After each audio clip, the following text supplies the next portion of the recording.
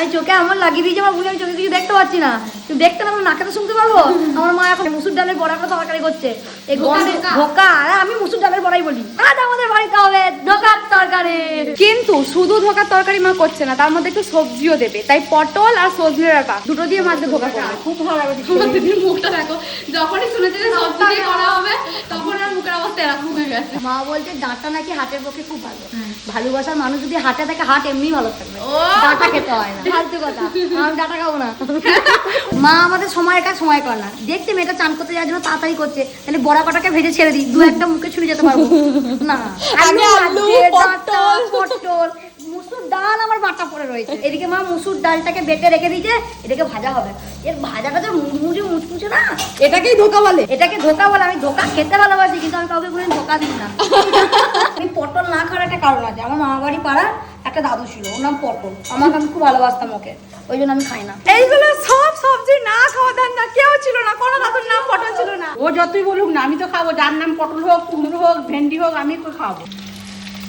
মশলাটা কষে রেখেছিলাম, এরপর দিয়ে দেবো। এতে আদা, রসুন, পেঁয়াজ আর কাঁচা লঙ্কা, টমেটো দিয়ে কষিয়ে রেখেছিলাম। দিয়ে ওইটা এখন মশলার সঙ্গে দিয়ে কষাবো আর একটু, দিয়ে জল দিয়ে দেবো। এক কড়াই মা জল ঢেলে দিয়েছে। আর একটা নে, আমি কি খাবো? একটাই দুজন, তাহলে ঝোলে কি খাবো? না না না, দুজনার দুটো দে। আমি পোড়াটা খাবো।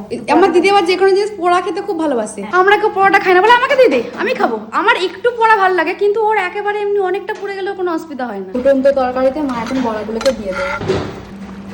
আমার আর এইটুকু আছে, আমার দিদি এদিকে হাত পাচ্ছে। নিজেরটা তো খেয়ে নিয়েছিস, তোর দিকে কেন খেতে আছে? আগে খেতে। আমারটা বেশি পোড়া ছিল না, অল্প নে, আমাকে অল্প দে। ওটা পোড়া নয় তো বেশি। এবার দেবো ধনে পাতা।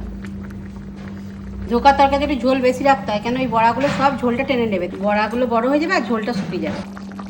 গরম মশলা আর ঘি না, আবার আগে এই দুটো দিয়ে এরপর নামিয়ে দেবো।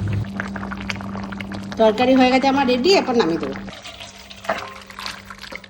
একবারে হেলদি তরকারি। স্মেল তো দারুণ বেরিয়েছে, শুধু দুপুরটা হওয়ার অপেক্ষা। আজকে আমার দুর্দান্ত মুসুর ডালের বড়া করে তরকারি। এই যে পাতে চলে এসছে ধোকা, কিন্তু ডাটা আমি খাবো না, আমার ভালোবাসা এমনি আছে। আমাকে তো 4-5টা ধোকা দিয়ে দাও।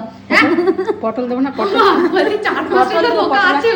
এই যে ধোকা, পুরো অমৃত হয়েছে। ধোকাগুলো একটু ভাজলাম, জল পেয়ে আমার কত বড় বড় হয়ে গেল। মশলা তরকারি মনে হয় জল পেয়ে। ধোকার তরকারি সত্যি দারুণ হয়েছে, খুব ভালো করেছে মা, খুব ভালো। ধোকার তরকারি পুরো অমৃত হয়েছে, অমৃত। আমার ভীষণ ভীষণ ভীষণ প্রিয় ধোকা। তো তোমরা সবাই খুব ভালো থেকো, সুস্থ থেকো, সবাইকে ভালো থেকো, আর সবার কাছে ধোকা খেতে থেকো। খাবার খাবার খাবার খাবার খাবার। আর মায়ের হাতে ধোকা কি খাও।